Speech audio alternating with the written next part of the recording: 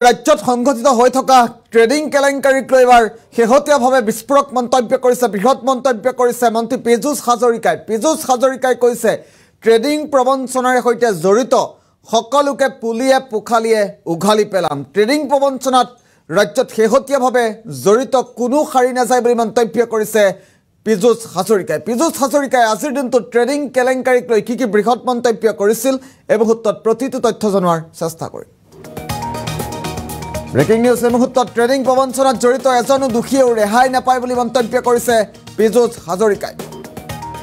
পুলিয়ে পোখালিয়ে উভালি পেলোৱা হ'ব ট্ৰেডিং প্ৰবঞ্চনাৰ জাল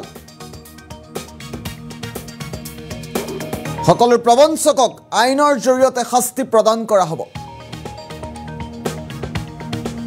লুকাই পলাই কোনো ট্ৰেডিং প্ৰবঞ্চক হাৰি যাব নোৱাৰে এই মন্তব্য কৰিছে কেবিনেট মন্ত্ৰী পীযুষ হাজৰিকাই ট্ৰেডিংৰ নামত সাধাৰণ লোকক প্ৰবঞ্চনা কৰিবলৈ দিয়া নহ'ব ট্ৰেডিং প্ৰবঞ্চকক তীব্ৰ সকিয়নি দিছে মন্ত্ৰী পীযুষ হাজৰিকা আমি ইতিমধ্যে উল্লেখ কৰিছোঁ পীযুষ হাজৰিকাই শেহতীয়াভাৱে বৃহৎ মন্তব্য কৰিছে প্ৰবঞ্চকক প্ৰবঞ্চনাৰ জালত ৰাইজক ভৰি নিদিবলৈ আহ্বানো জনাইছে মন্ত্ৰীগৰাকীয়ে প্ৰয়োজন হ'লে ট্ৰেডিং কেলেংকাৰীৰ সকলো গোচৰ CBI ইডিলৈ হস্তান্তৰ কৰা হ'ব প্ৰবঞ্চনাৰে সৈতে জঘন্য ব্যক্তিক খাৰি যাবলৈ দিয়া নহ'ব ট্ৰেডিং প্ৰবঞ্চনাত জড়িত এজনো দোষীয়েও অলপমানো ৰেহাই নাপায় বুলি মন্তব্য কৰিছে পীযুষ হাজৰিকাৰ মন্তব্য যিহেতু আমাৰ হাতত আহি পৰিছে এই মুহূৰ্তত পোনে মন্তব্য শুনোৱাৰ চেষ্টা কৰিম কঠোৰতম হৈছে আমাৰ প্ৰশাসন আৰু মুখ্যমন্ত্ৰী ডাঙৰীয়াই কৈছে প্ৰয়োজনত ইডি ইনকাম টেক্স বা CBI-কো দিয়া হ'ব আৰু কোনো পৰ্যায়ত ট্ৰেডিঙৰ লগত জড়িত জঘন্য ব্যক্তিসকলক খাৰি যাবলৈকে দিয়া নহ'ব যোন জড়িত হৈ আছে সকলোৰে পালি পোখা উভালি সকলোকে আইনৰ মজিয়ালৈকে অনা হ'ব আৰু আইনে নিশ্চয়কৈ ডেফিনেটলি শাস্তি দিব কিন্তু অসমত মুখ্যমন্ত্ৰী ডাঙৰীয়াই ইতিমধ্যে কৈছে এনেকৈ ট্ৰেডিঙৰ নামত আৰু আমাৰ সাধাৰণ মানুহক কাকোৱে প্ৰবঞ্চিত হ'বলৈকে দিয়া নহ'ব মুখ্যমন্ত্ৰী ডাঙৰীয়াই ইতিমধ্যে ৰাইজকো অনুৰোধ কৰিছে কোনোৱে যাতে প্ৰবঞ্চকৰ পাল্লাত নপৰে বেয়া মানুহৰ জালত ভৰি নিদিয়ে মই সকলোকে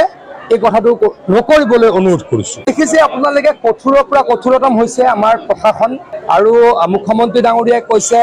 প্ৰয়োজনত ইডি ইনকাম টেক্স বা CBI-কো দিয়া হ'ব আৰু কোনো পৰ্যায়ত ট্ৰেডিঙৰ লগত জড়িত জঘন্য ব্যক্তিসকলক খাৰি যাবলৈকে দিয়া নহ'ব যোন জড়িত হৈ আছে সকলোৰে পালি পোখা উভালি সকলোকে আইনৰ মজিয়ালৈকে অনা হ'ব আৰু আইনে নিশ্চয়কৈ ডেফিনেটলি শাস্তি দিব কিন্তু অসমত মুখ্যমন্ত্ৰী ডাঙৰীয়াই ইতিমধ্যে কৈছে এনেকৈ ট্ৰেডিঙৰ নামত আৰু আমাৰ সাধাৰণ মানুহক কাকোৱে প্ৰবঞ্চিত হ'বলৈকে দিয়া নহ'ব মুখ্যমন্ত্ৰী ডাঙৰীয়াই ইতিমধ্যে ৰাইজকো অনুৰোধ কৰিছে কোনোৱে যাতে প্ৰবঞ্চকৰ পাল্লাত নপৰে বেয়া মানুহৰ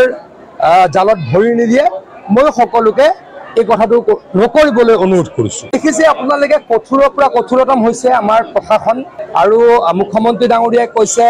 প্ৰয়োজনত ইডি ইনকাম টেক্স বা CBI-কো দিয়া হ'ব আৰু কোনো পৰ্যায়ত ট্ৰেডিঙৰ লগত জড়িত জঘন্য ব্যক্তিসকলক খাৰি যাবলৈকে দিয়া নহ'ব যোন জড়িত হৈ আছে সকলোৰে পালি পোখা উভালি সকলোকে আইনৰ মজিয়ালৈকে অনা হ'ব আৰু আইনে নিশ্চয়কৈ ডেফিনেটলি শাস্তি দিব কিন্তু অসমত মুখ্যমন্ত্ৰী ডাঙৰীয়াই ইতিমধ্যে কৈছে এনেকৈ ট্ৰেডিঙৰ নামত আৰু আমাৰ সাধাৰণ মানুহক কাকোৱে প্ৰবঞ্চিত হ'বলৈকে দিয়া নহ'ব মুখ্যমন্ত্ৰী ডাঙৰীয়াই ইতিমধ্যে ৰাইজকো অনুৰোধ কৰিছে কোনোৱে যাতে প্ৰবঞ্চকৰ পাল্লাত নপৰে বেয়া মানুহৰ